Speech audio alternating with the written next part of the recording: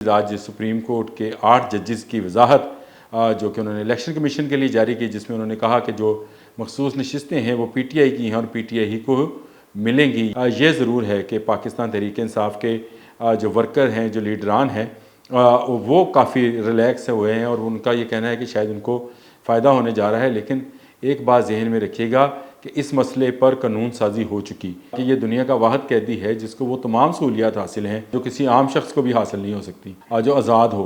तो एक कैदी को ये सहूलत, सबसे बड़ी सहूलत हासिल है कि उसे प्रेस कॉन्फ्रेंस करने की सहूलत हासिल। कि अगर आपने अडयाला जेल से 4, 5, 7 लोगों को पकड़ कर ये समझा कि वो फैज़ नेटवर्क जिसमें आप कहते हैं सबूत मिल चुके, व्हाट्सएप के मैसेजेस मिल चुके कि ये नेटवर्क जो था वो अडयाला जेल से काम कर रहा था, वो अभी तक ज़िंदा है।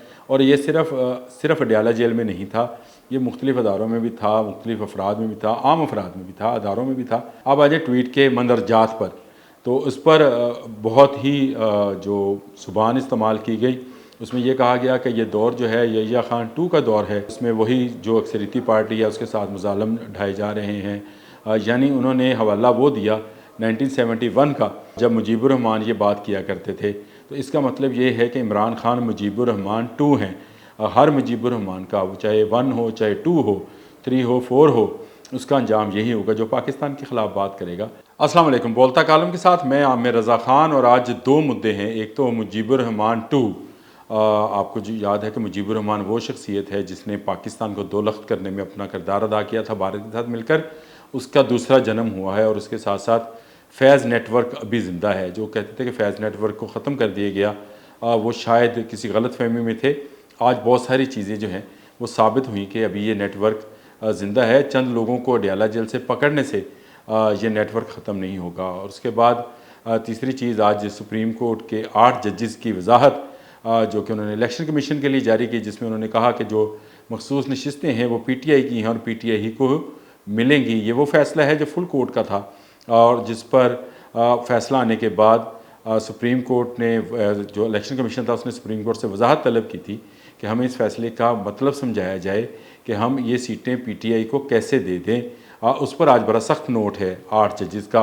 4 सफ़ात पर मुश्तमिल जस्टिस मंसूर अली शाह ने ये फ़ैसला दिया है। इसमें वो अभी 7 जजेस का जो है वो फ़ैसला आना बाकी है, जिन्होंने इससे इख्तलाफ किया था। उन्होंने इस जो कन्फ्यूजन थी इस पर क्या वजाहत की है वो आएगा। लेकिन ये ज़रूर है कि पाकिस्तान तहरीक इंसाफ के जो वर्कर हैं, जो लीडरान हैं, वो काफ़ी रिलैक्स हुए हैं और उनका ये कहना है कि शायद उनको फ़ायदा होने जा रहा है। लेकिन एक बात जहन में रखिएगा कि इस मसले पर कानून साजी हो चुकी। इस मसले पर पाकिस्तान की नेशनल असम्बली ने एक कानून पास किया था कि जो भी पार्टी है अवान के अंदर, अगर उसने मखसूस नशिस्तों के लिए कोई दरख्वास्त दी है तो उसको इंटरटेन किया जाएगा। तो ये कानून अगर बन चुका है तो इस पर मज़ीद मेरा ख़्याल है अभी कोर्ट के मसाइल जो हैं वो जन्म लेंगे और ये फ़ैसला इसी तरह मनोअन शायद ना लागू हो सके। और वो जो नशिस्तें हासिल करने की बात और ये कि 2 अक्सरियत से कोई कानून बन नहीं सकेगा, जैसे बयानात दिए जा रहे हैं, शायद नहीं हो सकेंगे। अब आ जाए मुजीबुर रहमान 2 पे और फैज़ नेटवर्क पे।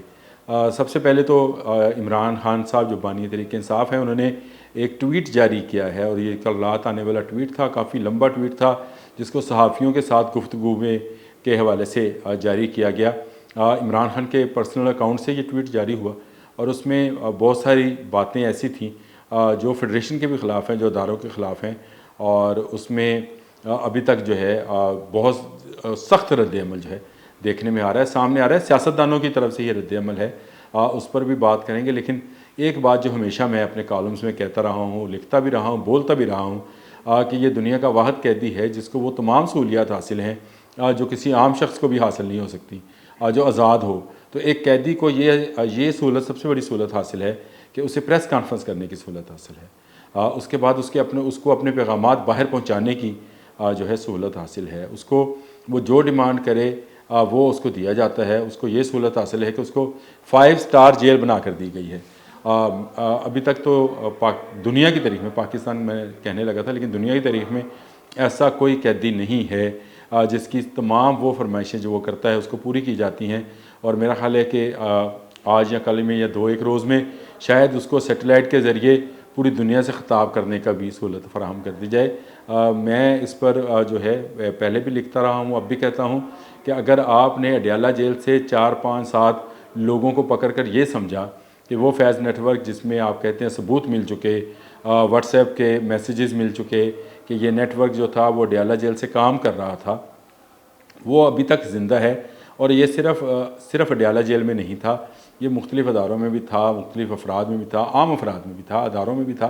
तो वो अभी तक मेरा ख़्याल है अपना काम कर रहा है और ये काम करता रहेगा। अब आ जाए ट्वीट के मंदरजात पर, तो उस पर बहुत ही जो ज़ुबान इस्तेमाल की गई, उसमें ये कहा गया कि ये दौर जो है यहिया खान 2 का दौर है और इसमें वही जो अक्सरियती पार्टी है उसके साथ मुज़ालम ढाए जा रहे हैं। यानी उन्होंने हवाला वो दिया 1971 का, जब मुजीबुर रहमान ये बात किया करते थे। तो इसका मतलब ये है कि इमरान खान मुजीबुर रहमान 2 हैं। आज मुजीबुर रहमान के बांग्लादेश में जो उनका हशर हुआ, जिस तरह से वो बुत गिराए गए, जिस तरह से उनका नामो निशान वहाँ से मिटा दिया गया है, तो क्या इमरान खान अपना मुस्तकबिल उस तरह से देख रहे हैं? हर मुजीबुर रहमान का, वो चाहे 1 हो, चाहे 2 हो, 3 हो, 4 हो, उसका अंजाम यही होगा। जो पाकिस्तान के ख़िलाफ़ बात करेगा उसके साथ इसी तरह से नबरदज़मा हुआ जाएगा। बिलावल भुट्टो ने बहुत ही मुदल्लल जवाब दिया और उन्होंने तफसील तलब जो है वो तकरीर की कौमी असम्बली में, उसमें उन्होंने वजाहत के साथ कहा कि इसका जवाब देना पड़ेगा ना सिर्फ तहरीक इंसाफ को बल्कि बानी इमरान खान को भी इसका जवाब देना पड़ेगा। उन्होंने एक बड़ी दिलचस्प बात ये भी की कि ख़ुद तहरीक इंसाफ ये तहकीकात कराए कि ये ट्वीट कैसे ऑनर हुआ। उन्होंने 2 एक नाम भी लिए, उन्होंने कहा शेर मरवज़ जो हैं, क्या ये उन्होंने वो इस्तेमाल हुए इस ट्वीट के लिए या कोई और इस्तेमाल हुआ, कौन है जो अकाउंट इस्तेमाल कर रहा है? तो बिलावल साहब को शायद पता नहीं कि फैज़ नेटवर्क है जो ये अकाउंट इस्तेमाल कर रहा है। ख्वाजा आसफ़ ने भी काफ़ी धुआंधार तकरीर की और उन्होंने भी यही मुतालबा किया और इस ट्वीट को जो है वो गद्दारी के ज़िम्मन में कहा। बिल्कुल ट्वीट के मंदरजात में जो है वो काजी फ़ायज़ ईसा को भी निशाना बनाया गया और कहा गया कि वो जो हैं वो भी सरपरस्ती कर रहे हैं इस सारे फ़ाशिज़्म, जिसको ये फ़ाशिज़्म कहते हैं। ये जो बानी हैं जो अंदर कैद हैं, कैदी नंबर 804, लेकिन जब तक ये कैदी नंबर 804 को तमाम सहूलतें मिलते रहेंगी वो इसी तरह के बयान देता रहेगा। जिस तरह उन्होंने गंडापुर की हमायत का बयान दे दिया, उन्होंने कहा बिल्कुल अफ़गानिस्तान के मामलात पर जो गंडापुर ने बयान दिया था खैबर पख्तूनख्वा के वज़ीर आला ने, वो बिल्कुल सही था, मैं उसकी बिल्कुल हमायत करता हूँ। तो ये नेटवर्क मेरा ख़्याल है अभी ज़िंदा है और जब तक ये ज़िंदा रहेगा बानी तहरीक इंसाफ इसी तरह के ट्वीट करके नौजवान जहनों में जहर जो है वो भरते रहेंगे। इस तरह के नेटवर्क को ख़त्म करना ज़रूरी है। जब तक ये नहीं किया जाएगा तब तक आप बानी की सोच को लोगों तक पहुंचने से नहीं रोक सकते हैं। और जो उन्होंने कहा कि वो अगर काजी फ़ायज़ ईसा को जो है उनकी मुद्दत मुलाजमत में तोसी दी गई या बढ़ाया गया या कानून साजी की तो एहतजाज किया जाएगा। ये खुली धमकी है, ये दूसरे सानिया 9 मई की खुली धमकी है। इस पर फौरी तौर पर एक्शन लेना चाहिए। आज तक के लिए इतना ही। अल्लाह हाफ़िज़।